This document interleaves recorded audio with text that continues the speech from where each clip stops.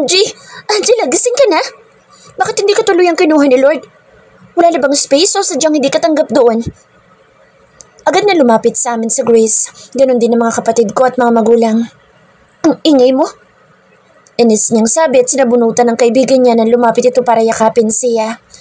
Nakangiti siya habang ako ay hindi na naman napigilan ng pagkatulala dahil sa ganda ng tanawin na nasa harapan ko ngayon. Minsan ko lang siya makitang nakangiti at kapag nangyayari iyon ay mas lalong nadadagdagan ang pagkagusto ko sa kanya. Yes, I like her. I really like her. At hindi ko alam kung saan nagsimula pero nagising na lang ako na napakalaki na ng epekto niya sa akin. Nagising na lang ako na hindi kumpleto ang araw ko kapag hindi ko man lang siya nasilayan bago matapos ang buong magdamag. Nagising na lang ako na labis ang pag-aalala ko kapag wala siya sa tabi ko. Nagising na lang ako na pumasok sa isip kong pumatay kapag may nangyaring masama sa kanya. Napakalakas ng epekto niya sa akin kahit wala siyang ginagawa. Hindi ko may paliwanag ang nararamdaman ko pero masaya ako kapag nararamdaman iyon. Kapag masaya siya, masaya na rin ako. Kapag nakikita kong malungkot ang mga mata niya ay mas nalulungkot at nasasaktan ako. Palakas ng palakas ang pagkabog ng dibdib ko habang pinagmamasdan ang bawat pagkibot ng labi niya dahil sa pagsasalita. Ang pagsalubong ng mga kilay, ang pagkunot ng noo at ang panlalamig ng mga mata. Kapag nakikita ko ang ganoong mga reaksyon sa mukha niya, ay parang may kung anong humihila sa akin papalapit sa kanya. She's perfect in my eyes. Wala akong maipinta sa kanya dahil siguro kahit may flaws siya ay tanggap ko pa rin. Matunaw. Napabaling ako kay Kuya First. Nakatayo siya sa tabi ko habang pinagmamasdan din niya ang asawa niyang nakikipag-usap kay Angela. Naiintindihan na kita ngayon. Wala sa loob na sabi ko. Nakita kong tumango siya. Huwag mong sabihin iyan dahil alam kong hindi ka pa nangangalahati sa pinagdaanan ko.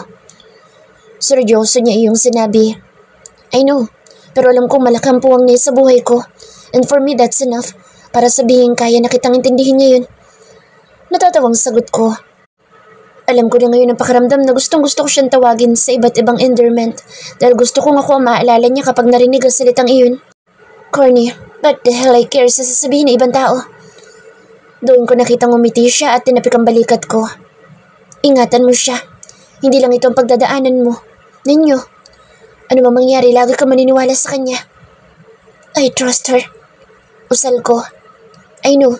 At nakikita ko iyon kung paano mo siya titigan. Gusto sana kitang pagtawanan ngayon kaso sa susunod na lang kapag alam kong lunod ka na. Biro niya. Natawa ako dahil sa sinabi niya. Gustong gusto niyang gumanti dahil kapag nagiging sweet siya sa asawa niya, ay kulang na lang masuka kami sa pandidiri dahil sa pagiging corny at nakakabakla ang mga paglalambing niya, lalo yung endearments. Honestly, literal na nangingilabot ako noon kapag nakikita siyang hindi magawang humiwalay sa asawa niya at parang laging aagawan. I find it gross, pero ngayon ramdam kong ganoon na rin ako kay King. Ngayon, kinakain ko na lahat ng pandidiri ko sa kuswitan niya. Para akong sinisilaban kapag nakikita na may lalakang kumakausap o lumalapit kay King. Nagiinit agad ang ulo ko at gusto kong manuntok kapag ganoon. Gusto kong yakap lang siya palagi at nahahalikan. Anak. Napakurap ako at bumaling kay Mommy na siyang tumawag sa akin. Mom? Ayos lang ba sa'yo ang plano ni Angela? Yun po bang dun muna ako sa bahay niya? Tumango siya. Ngumiti ako. Ang itsura ko bang ito ang tatanggi? Ayos lang, Mom. Para na rin naman sa kaligtasan ko. Oh, that's good to hear, iho. Nakapagtataka. Kabakailan lang galit na galit ka nang malaman mong siyang secret heart bodyguard para sa'yo. Tapos ngayon ay parang gustong-gusto mo magkasama kayo. Singiti Daddy kaya inulan ako ng kantsaw. Wala na naman ako magagawa dad. Wala na siya magagawa kaya ine-enjoy na lang niya para makaisa. Pagpuputol ni Fib sa isasagot ko. Matagal na niyang gusto sa Angela kaya advantage sa kanya ang ganito pagkakataon. Hala, si Kuya Second namumula. Tawa ng tawa si Princess Laika, ang asawa ni Kuya First. I'm not. Tumingin ako kay Angela para humingi ng tulong pero nakataas na agad ang kilay niya sa akin. Baby oh, inaaway nila ako. Yucks! Baby daw. Si Six habang tumatawa. Ew! Gross! Naawa na siya kay Kuya First. Si Fifth na umaktong nasusuka. Baby! Creepy! Si Fourth nang umisi pa sa akin. Kinikilabutan ako. Nakakasuka. Sa 7. Napasimangot ako pero napatingin kay Third dahil napansin kong wala lang siyang reaksyon. Sa Kuya First, hindi na ako nagtataka dahil galing na siya sa ganitong klase ng kantsawan. What? Iritang tanong na Third nang mapansin sa kanya kami nakatingin lahat. Nakakapanibago lang na wala kang reaksyon. Dati kasi nangunguna ka pa. Sagot ko. Hindi na siya sumagot kaya napabaling naman ako kay Grace dahil ang tahimik na nito ngayon. Nasusulok siya at nakasimangot. Padabog na tumayo si Third at walang paalam na lumabas. Mukhang mainit ang ulo.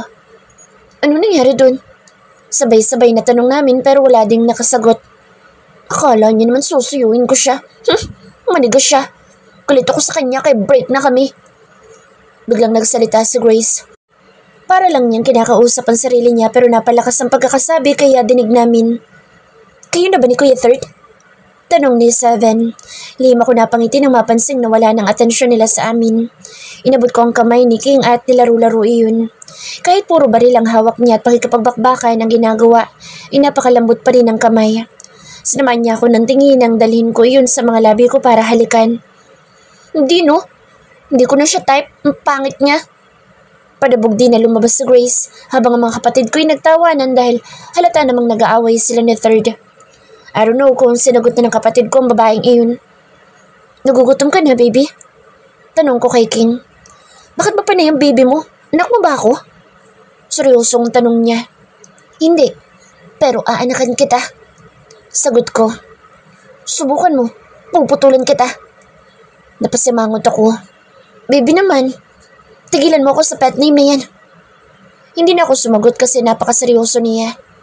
Daddy, wala naman siguro sa lahi natin ang Andres Desaya, di ba? Biglang tanong ni Vip. Nagpaparinig na naman ang kutong lupa. Andres Desaya? Wala yun sa lahi ng mga Miller. Saan ka natin ng mga lalaki ang palagi nasusunod? Pagyayabang ni Daddy. Mabuti pa, Daddy. Bumili ka na ng dinner natin. Utos ni Mommy. Bakit ako? Ang lalaki na ng mga anak mo kung pangutusan mo. Seryosong-seryoso siya at nakakatakot ang inyo habang nakatingin kay Mommy. Tigil ang tawa namin ang padabog na tumayo si Mommy at namewang sa harap ni Daddy. Napalunok siya dahil parang tigre si Mommy na anumang oras ay lalapain na siya. Ako ba? Ay sinusubukan mo? Kung ayaw mo ako na lang pero wag ka na lalapit sa akin. Singhal niya. Nagkukumahog si Daddy na tumayo dahil mabilis na naglakad si Momming palabas. Honey, joke lang, ano ka ba? Nagpapabida lang naman ako sa mga bata. Dinig naming sigaw ni Daddy nung nasa labas na sila.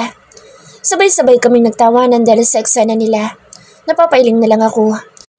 Hindi naman lingit sa kaalaman ko na sa lahi namin lahat ng lalaki ay under, samantalang kapag babae ay mga malatigre.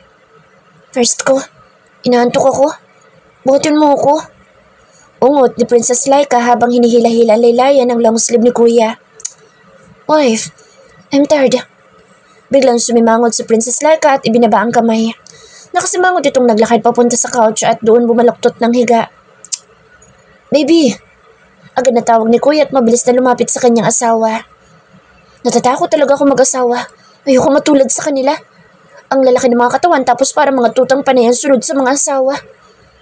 Napapailing na sabi ni Fifth habang nakatingin kay Kuya na inaalaw sa Princess Laika.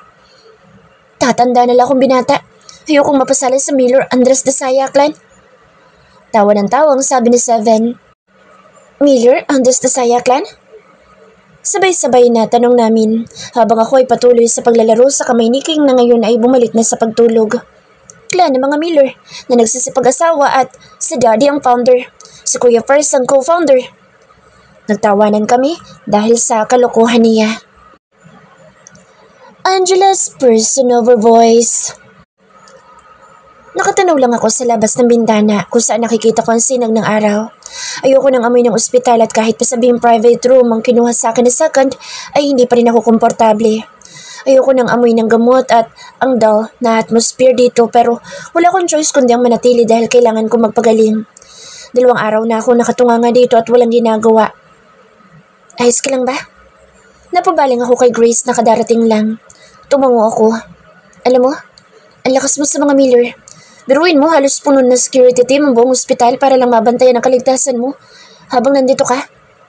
Daldal niya. Hindi ko kailangan yun. Gaga, kahit hindi mo kailangan, gagawin pa rin yun ni second. Naku, kung alam mo lang kung gaano nag-alala iyon na makitang nabaril ka. Nakakailab nga siya kasi para siyang knight in shining armor na handang protektahan ang isang damsel in distress. Umupo siya sa gilid ng kamang kinahihigaan ko. I'm not a damsel. I'm a beast. Pagtatama ko sa walang katotohanan niyang imahinasyon. Ang gaga mo. Alam ko naman na beast ka, sasama ba naman ng mga binabalak mo sa taong ang bait-bait. Beast lang talaga makakagawa nun, no? Walang pakundangan niyang sagot. Mapait akong umiti bago tumingin sa kanya. I'm a beast. Ilang sandali kaming binalot ng nakabibinging katahimikan bago ako nagsalita. Naguguluhan ako. Tumaas ang kilay niya habang nakatingin sa akin. Naguguluhan ka? Nagdadalawang isip ka kung itutuloy mo ang paghiganti mo o hindi na? Naguguluhan ka dahil nakukonsensya ka na pinagbabalakan mo ng masama isang lalaking puro kabaitan ay binibigay sa'yo? Tumango ako. Siya ang dahilan ng pagkamatay ni Mary. Tanging sagot ko. Napapadyak siya dahil sa sobrang inis. Alam ko naman nakakainis ako, lalo ang mga sinasabi ko pero yun ang totoo. Siya ang dahilan pero hindi siyang mismong pumatay. I don't care kung magalit ka sa mga sasabihin ko sa'yo ngayon. Nagtaas baba na ang kanyang dibdib dahil siguro sa inis. Samantalang ako'y nakatingin lang sa kanya at handang makinig sa lahat ng mga sasabihin niya. Napakatanga mo. Simulan niya. Naikuyong ko mga kamao ko. Bakit ikaw nagpapakahirap dahil sa naging kabiguan niya? Bakit ikaw ang dumadala ng sakit ng mga naiwan ni Mary kung ang totoo naman ay siyang may kasalanan kung bakit siya nalagay sa ganoong sitwasyon? Siya ang nagmahal, Angela. Siya ang may gusto na mawala at walang may kasalanan nun. Sigurado ka ba na talagang sinaktan siya ni Second? Sigurado ka ba na naging sila ni Second? Para akong binubuhusan ng malamig na tubig habang tumatagos hanggang sa kaloob-looban ko ang mga tanong niya. Ang hirap sa'yo. Isang side lang ang pinaniniwalaan mo. Hindi ba unfair iyon sa sitwasyon ni Second? Galit ka sa kanya nang hindi niya alam dahil nakakulong ka sa naging pagkamatay ng kaibigan mo. Maraming anggulo ang maaaring tingnan. At kung hahanapin mo ang mga anggulong iyon, baka sakaling may makita ka magbumulat at magpaparaya sa iyo sa kinakukulungan mong madilim na mundo. Hingal na hingal siya pero hindi bumibitaw ng tingin sa akin. Kita ko ang pangingilid ng luha niya. Bakit parang kampi ka kay Second? Tanong ko. Wala akong masabing iba pagkatapos ko marinig lahat ng mga sinabi niya. Hindi ako kampi kanino man. Sadyang nakikita ko lang na hindi ang tulad ni Second Miller ang may kakayahang manakit ng kapwa. Hindi mo siya kilala. Sandali pa lang mula nang makita mo siya kaya paano mo nasasabi na hindi ang tulad niya ang may kakayahang manakit ng kapwa? Hamon ko. Exactly. Hindi ko siya kilala pero alam kong kilala mo siya. Nagpakita ba siya ng kasamaan na darating sa punto na hahayaang may taong mamatay? Tama ka. Hindi ko siya gaanong kilala but how ironic, right? Sandali ko pa lang siyang nakikilala pero kitang-kita ko na may mabuti siyang puso. Pero ikaw, hindi mo makita yun dahil itinatanggi mo. Nagpapakabulag ka dahil sa pagkawala ng best friend mo. Natameme ako. Wala akong makapang kahit na anong salita para salungatin ang mga sinabi niya. Dahil alam kong tama lahat ng iyon. Tama lahat ng mga sinabi niya at nasasaktan ako dahil sa mga katotohanan ng sinabi niya. Katotohanan ng pilit kong itinatanggi. Naramdaman ko ang padabog niyang pagtayo. Please, don't hurt him intentionally just because he hurt you accidentally. Kapag nagpatuloy iyon sa huli, pareho kayong talo. Tuluyan siyang umalis. Natulala ako sa kawalan nang tuluyan siyang umalis. Napangiti ako. Truth hurts, ika nga. Pero paano ko kakalimutan ng lahat? Paano ko makakalimot kung araw-araw ay sinisisi ko ang sarili ko sa mga nangyari? Hindi ako pinapatulog gabi-gabi dahil sa konsensya ko na wala akong nagawa para iligtas siya. Kabaliwan mang matatawag ay gusto kong isama si Second sa mga bangungot ko. Gusto kong sumisi na ibang tao para kahit papano ay mabawasan ang dinadala kong bigat pero wala rin nangyayari. I'm selfish. I'm nothing but a selfish beast. Masama akong tao kaya siguro dapat kong dalhin ang bigat ng damdamin at guilt sa pagkamatay niya. Napahikbi ako dahil pagod na ako. Pagod na ako sa klase ng buhay na meron ako. Lagi nakabuntot sa alaala ko ang mukha ni Mary. Umiiyak at gustong bumitaw sa kamay ko. Gustong magpakamatay. Lagi nasa loob ko ang galit na meron ako kay Second dahil kung hindi sa kanya, wala sana ako sa malungkot na parte ng buhay ko ngayon. Hindi kita hinahayaang mamuhay na mag-isa para lang umiyak ng ganyan. Mabilis kong pinahid ang mga luha ko dahil sa familiar na boses na iyon. Anong ginagawa mo rito? Malamig ang tinig na tanong ko. Dinadalaw ka? Nag-aalala ko? Napangisi ako't bumaling sa kanya. Nasa bukana siya ng pinto at nakapumulsa, suot ang usual attorney ang khaki short at simpleng shirt. Nag-aalala? Kailan ka pa tinubuan ng pag-aalala sa katawan mo? Sarkastikong sabi ko. Naglakad siya palapit sa akin at bigla akong niyakap. What the hell? Libero Salazar. Inis ko siyang itinulak pero hindi siya nagpatinag. You're so vulnerable. Hindi ganun ang Angela na kilala ko. Bulong niya. Nagpumiglas pa rin ako dahil sa higpit ng yakap niya. Hanggang sa mapagod ako, tinayaan na lang siya. I am vulnerable? Hindi nga ako yun dahil alam ng lahat na isa akong malamig at tuod. Wala akong emosyon pero nasabihin niya iyon ay alam kong natibag na lahat ng yelong itinayo ko para protektahan ang puso ko. Sumama ka na lang sa akin para maalagaan kita. Alam ko napakahirap para sa'yo na mag-isa habang daladala ang alaala ni Mary. Bulong niya ulit. Mahigpit ako napakapit sa braso niya dahil sa sobrang pagpipigil na luha pero sa uli ay umalpas din iyon at muling nauwi sa paghikbi. Bakit ba napakaiyakin ko ngayon? Nabaril lang naman ako pero para ako nasiraan ng ulo. Nanaisin ko pong mag-isa kaysa sumama sa'yo dahil alam ko sa uli iwanan mo rin ako tulad ng ginawa mo noon. Naramdaman ko masuyo niyang paghaplos sa likod ko. I'm sorry kung iniwan kita noon pero nandito na ako ngayon at hindi na ako aalis sa tabi mo. Alam kong ginagawa mo lang ito dahil gusto mo ako sa grupo mo. Humiwalay siya sa pagkakayakap sa akin at masuyong hinawakan na magkabila kong pisngi para punasan ang mga luha ko. Yes, gusto kita na mapasama sa grupo ko hindi dahil para mas lalong lumakas. Gusto kitang mapasama sa grupo ko para maalagaan kita. Ginagawa kong palakasin ang kapangyarihan ko para maprotektahan ka sa kahit na sinong gustong manakit sa'yo. Ginagawa ko yun lahat para malaman mo na kaya kong ibigay sa iyo lahat ng kailangan mo. Inayos niya magulo kong buhok. Gusto kitang alagaan tulad noon. Kahit anong gawin o sabihin mo, hindi ako sasama sa grupo mo. Seryoso kong tinignan ng mga mata niya. Napabuntong hininga siya at kita ang lungkot sa mga mata. Hindi kita pipilitin, pero lagi mong tatandaan na ano man ang mangyari. Pwede kang lumapit sa akin. Kahit ano sabihin mo lang, hindi ako magdadalawang isip na ibigay sa'yo. Hindi ako umimik. Si Libero Salazar ay ang nag-iisang lalaki naging parte ng buhay ko noon. Siya lang ang lalaking pinayagan ko lumapit sa akin pero hindi bilang boyfriend o ano pa mang may special na relasyon, kundi bilang isang nakatatandang kapatid. Siya ang tumayo kong kuya noong nasa ampunan pa kami ni Mary. Sila lang ang pamilya ko. Siya ang naging tagapagtanggol ko noon. Naging sandalan at lahat pero kinalimutan ko naging parte siya ng buhay ko. Namin noon, noong umalis siya ng ampunan ng walang paalam. Mga bata pa kami noon at napakasakit sa akin ang naging pag-alis niya. Sabi niya hindi niya ako iiwan pero ginawa niya pa rin. Simula ng araw na iyon, kinamuhian ko na siya at lahat ng naaalala na kasama siya noong kabataan ko'y kinalimutan ko. Mas lalong sumidihin noon ang galit ko sa kanya na bigla na lang siyang bumalik noong ipinagbuburol ko sa Mary. Simula noon palagi na niya akong ginugulo. Nagkaroon kami ng encounter noong may mission ako para dakpin ng mga malalaking drug dealer dito sa bansa. Isa sa mga iyon kaya doon ko nalaman na illegal ang mga gawain niya.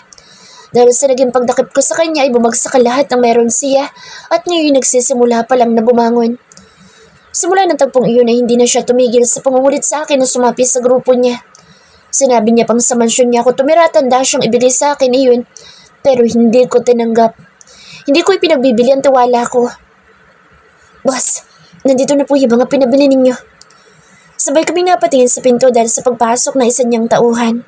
May dala itong bulaklak at isang basket ng prutas. Lumapit doon si Salazar at kinuha ang mga dala nito tapos ay muling umalis ang tauhan niya. Inilapag niya mga prutas sa bedside table at umupo sa couch na kaharap ko. Iniabot niya sa akin ng bulaklak pero hindi ko yun tinanggap kaya inilagay niya na lang sa pinaglagyan niya ng mga prutas. Kumain ka ng mga prutas para bumalik agad ang lakas mo. Sabi niya, ipagbabalat kita. No need. Pwede ka nang umalis. Seryosong tugon ko. Dito muna ako hanggat hindi ko nasisigurong okay ka na. Bakit parang biglang nag-iba ang ihip ng hangin? Bakit mabait ka? Baka nakakalimutan mong magkalaban tayo. Ngumiti siya. Ngiting malayo-malayo sa mga ibinibigay niya sa akin noong mga nakaraang encounter namin. Alam mong mabait ako kapag ikaw ang usapan. At alam mo rin na hindi tayo magkalaban dahil kung maging magkalaban man tayo, hindi ako magdadalawang isip na sumuko agad sa'yo. Nagsimula siyang magbalat ng mansanas pero agad din siyang natigilan. Allergic ka nga pala sa mansanas. Mabilis niya yung binaba at kumuha na lang ng orange at yun ang binalatan. Wala ibang nakakaalam na allergic ako sa prutas na iyon kundi siya at si Mary lang. Nakatingin lang ako sa kanya habang abala sa pagbabalat. Pumunta ka dito. Hindi ka ba natatakot na baka ipadakip kita? Tugon ko. Agad siyang umiling. Nope. Natatandaan mo noong nagka-encounter tayo? Sa pagdakip mo ng mga drug dealer? Nahuli mo ko noon. Hindi ako nanlaban. Kahit pa may kakayahan naman akong tumakas. Hinayaan kong mahuli mo ako at mapabagsak dahil hindi kita kaya labanan. Ayoko masaktan ka kaya mas pipiliin kong bumagsak lahat ng mga pinaghirapan ko. Huwag lang ang makipagbarilan sa'yo. Tila baliwalang nagkibit-balikat siya. How nice. Bakas ang sarkastiko sa pagkakasabi ko noon. Yes, nice talaga. Humarap siya sa akin at itinapat sa bibig ko ang piraso ng orange na nabalatan niya. Here. Tinaasan ko siya ng kilay. Kaya ko. Alam ko pero gusto ko subuan ka para naman makabawi ako sa'yo kahit papano. Who you? Tumawa siya at ginulo ang buhok ko kaya nakatanggap siya na isang malakas na suntok mula sa akin.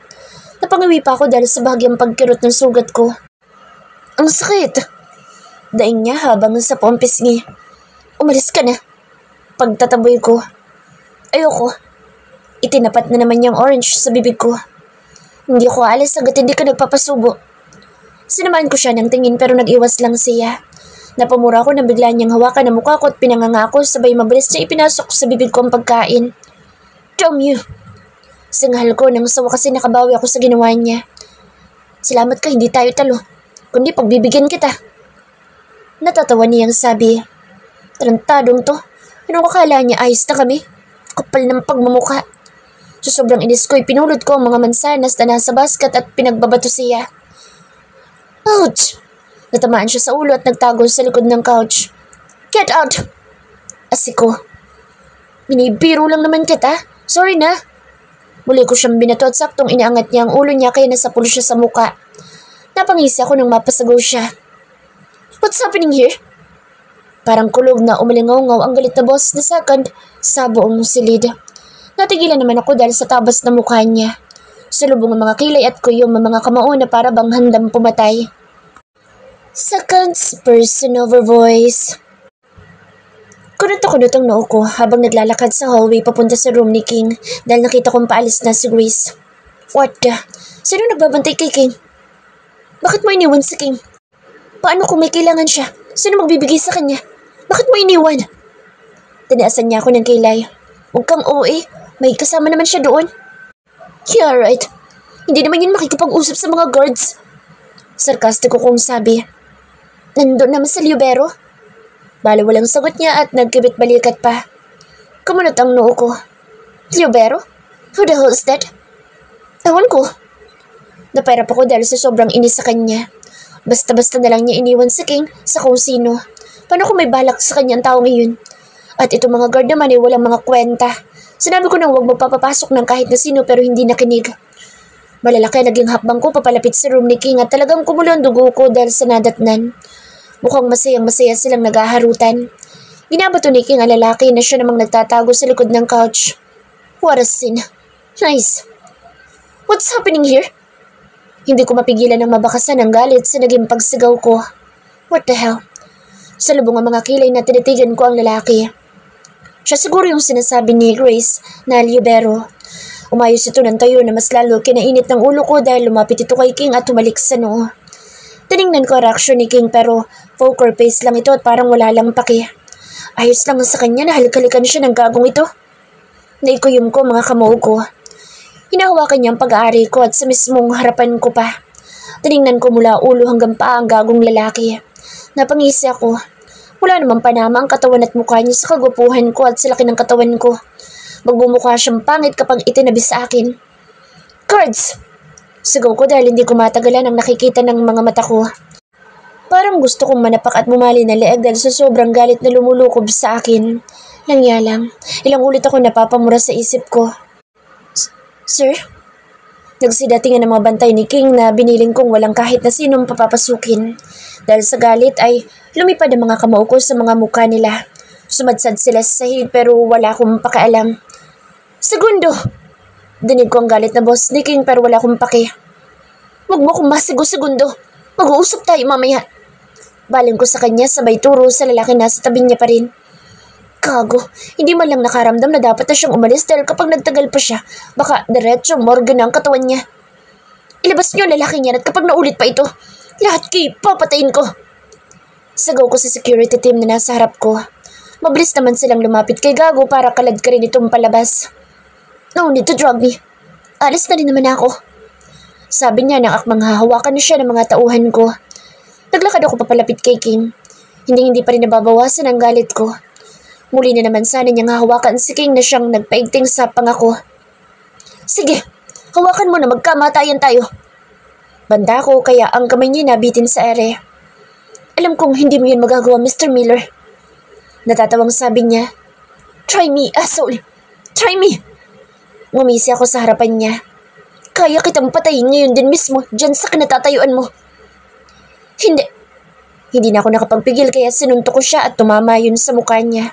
Natumba siya pero nakangisi lang. Ilabas niyo na yan! Sigaw ko. Yes, sir. Hindi na ito nakapalag ng kalad ka rin itong palabas.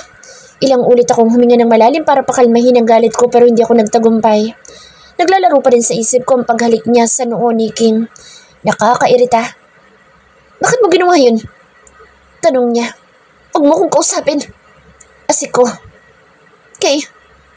Masama ang tingin na binalingan ko siya dahil sa sagot niya. Wala talaga siyang pakialam sa nararamdaman ko. Napakamanhid niya talaga. Hindi niya ba alam ang rason kung bakit galit na galit ako? Dahil ako alam na alam ko ang rason. Langya, nagsiselos ako tapos siya parang wala lang. Mas lalong nadagdagan ang galit ko dahil sa nakita ko mga prutas at bulaklak sa bedside table niya. Wow, ilang minuto lang ako nawala para kausapin ang doktor niya tapos may nanligaw na. Wisit. Guard! Galit ko sigaw. Sir, pakitapon niya mga yan.